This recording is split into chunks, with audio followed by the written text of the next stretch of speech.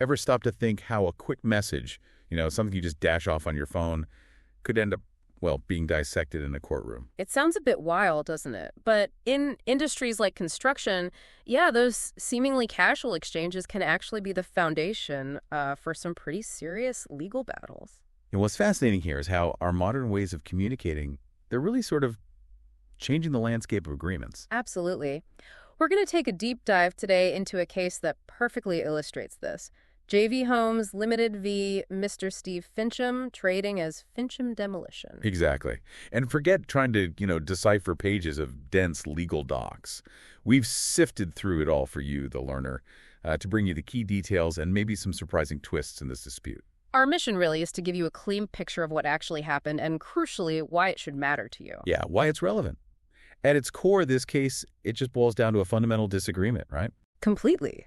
What exactly was agreed in a demolition contract? And maybe more importantly, were the payment requests Fincham made actually valid? We're talking about a significant amount of money here. Oh, yeah.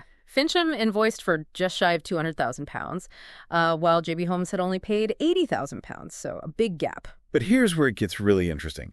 A major piece of evidence in figuring out if a contract even existed. WhatsApp messages. WhatsApp messages.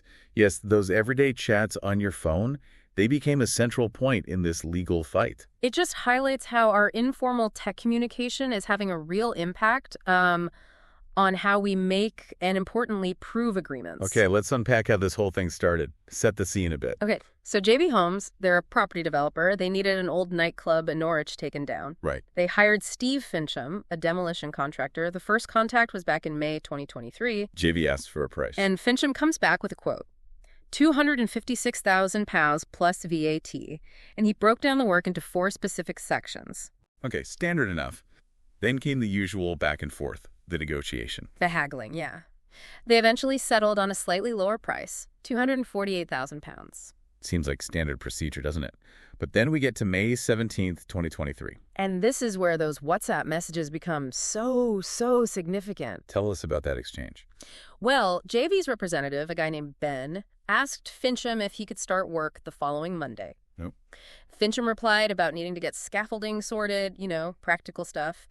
And then, crucially, he asks... Who did he ask? He asks, Ben, are we saying it's my job mate so I can start getting organized, mate? Pretty direct. And the response? From Jaevee's side. A simple but, as it turned out, legally significant yes. Just yes. Wow, that really shows, doesn't it? Every little affirmation in business context, even informal, it can carry real legal weight. It's a potent reminder, yeah, be deliberate. And then, almost as an aside, Jaevee's side mentions monthly application. Right. Now, Fincham, being experienced, he wants to clarify this. He's clearly wary of getting paid based on Jaevee's own funding drawdowns. So he spells out his understanding. Yes, he asks, are you saying every 28 or 30 days from invoice that's a yes, not on drawdowns, then good thumbs up emoji, call you at 8:30, mate? Thanks, mate. Appreciated, Ben. He's making it very clear payment after his invoice not tied to Jaevee's money coming in. And Jaevee's response. Just, okay. Okay. That single word. It seems so simple. Deceptively simple. Fincham set out his terms, his understanding of payment, and Jaevee's okay strongly suggested, well, agreement to that understanding. Okay, fast forward a few days. May 26th. Jaevee sends over a formal subcontract agreement. Yeah, think of all the pages, the small print, all those detailed clauses you normally see. The kind of thing lawyers love. But here's the twist. Fincham never actually signed it. He didn't even formally reply to the email that contained it. So that detailed document outlining specific interim valuation dates, application requirements, payment timelines, it just sort of hangs there. Yeah, exactly. It was sent, but not agreed to by Fincham in writing. And then the work starts. Demolition work commenced on May 30th, 2023. Fincham did claim some initial scaffolding work started a bit earlier, maybe May 24th, by a subby he hired. A minor point, maybe, but noted. So, the scene is set now. We have an initial price, the WhatsApp agreement on a reduced price, and those payment terms, the formal contract left unsigned, and the demolition underway. Precisely. All systems seemingly go. Okay, so the demolition is underway, but, as often happens, the smooth sailing didn't last long. The focus soon shifted to money, payment. Always does, doesn't it? Between June and July 2023, Fincham sent out 4 invoices. Let's maybe break them down quickly. Good idea. What was the first one? Invoice 10078, dated June 9th, £48,000 plus VAT. It was labeled first interim payment, described the initial works done. And the next. That came just 2 weeks later, June 23rd, invoice 1079. This one was for a £100,000 plus VAT, described as second interim payment, listing completed work. Hold on, 2 weeks later, $100,000. Yeah, and this is where internally at Jaevee, alarm bells start ringing. Wow. Their representative noted, this is the second application inside 4 weeks. That didn't seem to match the subcontract they'd sent over. Even though Fincham hadn't signed it, they were still thinking in terms of their document. It seems so. Fincham clearly wasn't following the schedule in that unsigned document. He then issued invoice 1081 on July 14th. What was that for? $38,750 plus VAT, described as remaining money left from the contract for inside work. Okay, and the last one. Finally, July 27th, invoice 1083, smaller amount, $9,107.50 plus VAT. This was for extra work labor, and Skips apparently agreed separately. So 4 invoices, quite close together. Did Jaevee pay any of this? They did make some payments, yeah, totaling £80,000. But clearly, a huge chunk was still outstanding. And that's when the disagreement really started to, escalate. Absolutely. Disagreement over how much work was done, how much was actually owed. It got serious enough that Jaevee tried to terminate the contract altogether later that year, December 2023. Right. So Fincham's left with unpaid invoices. What does he do? He decides to initiate an adjudication. Explain that quickly for us. It's a faster, less formal dispute resolution process, very common in UK construction, like a quick referee's decision to keep things moving. Fincham claimed the outstanding balance. And what did the adjudicator decide? They actually sided with Fincham, found in his favor. Really? On what basis? The key. Yeah. Those WhatsApp messages back on May 17th. The adjudicator concluded they formed a legally binding contract. The price, the payment terms. Exactly. Price agreed. Payment within 28 to 30 days of invoice. The adjudicator found Fincham's invoices were valid payment applications under that agreement. So Jaevee was ordered to pay? Yes. Ordered to pay $145,896.31. That included interest and the adjudicator's fees. Okay, so Jaevee paid up then. Case closed. No. Jaevee didn't pay. So Fincham had to go further. He did. He had to go to the High Court to enforce the adjudicator's decision. And did the High Court enforce it? Initially, yes, they did uphold the adjudicator's ruling, although they did allow Jaevee to set off an unpaid costs order from a previous related issue. Okay, so a bit of a reduction. Yeah, it brought the amount payable down slightly to £137,472.12. Now, surely that's the end of it. You'd think, but no. Jaevee then launched something called a Part 8 claim. What's that? More legal wrangling. Essentially, yeah. It's asking the High Court to clarify specific legal points or declare the legal status of something, in this case, the contract. What were they arguing? They argued first that no contract existed under Jaevee's standard written terms, the ones Fincham never signed. Okay. Or, alternatively, if a contract did exist based on the emails and WhatsApps, it required monthly payment applications. Right, focusing on that monthly applications bit from the chat. Exactly. And in any event, they argued Fincham's invoices weren't valid payment applications under UK construction law anyway. So they were really challenging the whole basis of the adjudicator's decision. They were.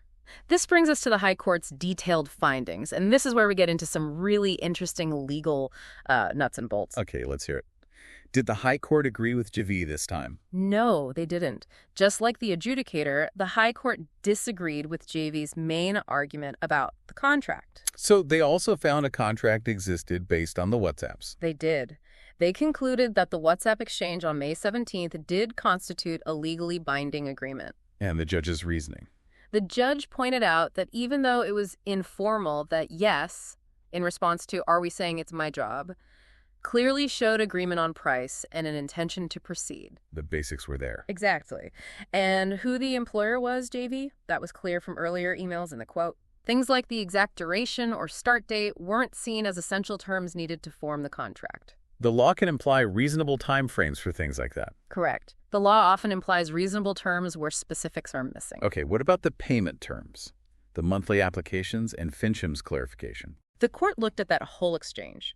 Fincham asking about payment 28-30 days from invoice, not drawdowns, and Jaevee's simple, okay. Yes. They interpreted that as an agreement, payment due within that time frame after an invoice with a general understanding of roughly one application per month. One per month. Okay. Now, the crucial bit were Fincham's invoices valid applications for payment under the law, specifically the Construction Act and the scheme. Right, that's key. The Housing Grants, Construction and Regeneration Act 1996 sets rules for construction payments, and the Scheme for Construction Contracts fills in gaps if the contract doesn't specify payment details. And their WhatsApp contract obviously didn't have detailed payment mechanics. Exactly. So the court found the scheme's provisions on calculating stage payments would apply here. It provides default rules. So did the invoices meet the requirements even under the scheme? This is where it gets really specific. The court ruled that 3 of the 4 invoices, 1078, 1079, and the Extra Works one, 1083, did qualify as valid applications for payment. 3 out of 4. Why those 3? Their reasoning was based on that monthly applications understanding. They interpreted it as allowing one application within each roughly monthly period, starting from the contract date, May 17th. Ah, so it's about the timing relative to the start date. Precisely. Each invoice fell within a distinct monthly window, starting from May 17th. But there was one exception. You said 3 out of 4. Yes, invoice 1081, the one for 38,750 pounds. Why was that one different? Because it was the second invoice Fincham submitted within its particular monthly window, running from mid-July to mid-August. The first was invoice 1079 on June 23rd, covering the period mid-June to mid-July. Then 1081 came on July 14th. Ah, I see. So 2 invoices landed in the period roughly mid-July to mid-August, if 1079 counted for the previous month. Did the court say anything about what was on the invoices? Did they explain the sums properly? They looked at that too. Was the basis of the sum clear, given it was a lump sum contract for specific demolition work, and the last invoice was for separately agreed extras? They decided it was clear enough. Yes, the court concluded the information was sufficient. They also noted that, objectively, these looked like claims for payment, even if Fincham wasn't, thinking specifically about the act or the scheme when he sent them. The intention was clear. Okay, so after all that, what were the final declarations from the High Court? What did they actually state? Well, first, they refused Jaevee's main argument they wouldn't declare the contract was on Jaevee's standard written terms. No surprise there, as it wasn't signed. Right. But they did issue a modified second declaration. They confirmed the contract was formed by the emails and WhatsApps up to May 17th. And critically, this included Fincham's right to issue monthly applications for payment, with payment due 28 to 30 days after he sent the invoice. So, confirming the WhatsApp terms again. And the final point. They declared that only invoice 1081 did not constitute a valid application for payment. The other 3 stood. Right. So, the learner, after wading through all that, what are the key things, the main takeaways from this whole legal journey? Well, firstly, I think it's incredibly clear, isn't it? Informal communications, things like WhatsApp messages, they can absolutely create legally binding contracts. Which means clarity, precision, in all your business comms is just more vital than ever. Absolutely. And secondly, even if you don't spell out every single payment detail in your initial agreement. Like in a quick WhatsApp exchange. Exactly.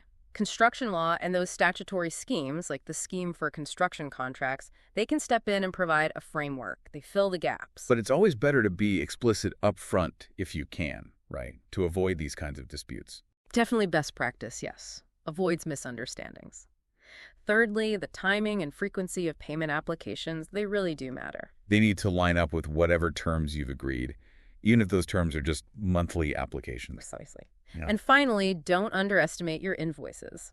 How so? They can serve as valid payment applications, especially in simpler lump sum deals, as long as they clearly show you're asking for payment and, what it's for. You don't need fancy legal language, just make the intention clear. Exactly. The objective view counts. For me, the real aha moment in all of this, it's just how much legal weight that single word yes in a WhatsApp message ended up carrying. Huge consequences. It really shaped the whole outcome. So here's a final thought for you, the listener, to mull over. How might this case influence the way you, or perhaps your business, communicates and formalizes agreements, particularly for service-based work? What are the potential pitfalls, of relying too much on those quick informal chats? It really makes you think, doesn't it? Yeah. About that balance between speed, convenience, all that modern communication offers. And the fundamental need for solid legal certainty in your business dealings. Something definitely worth considering.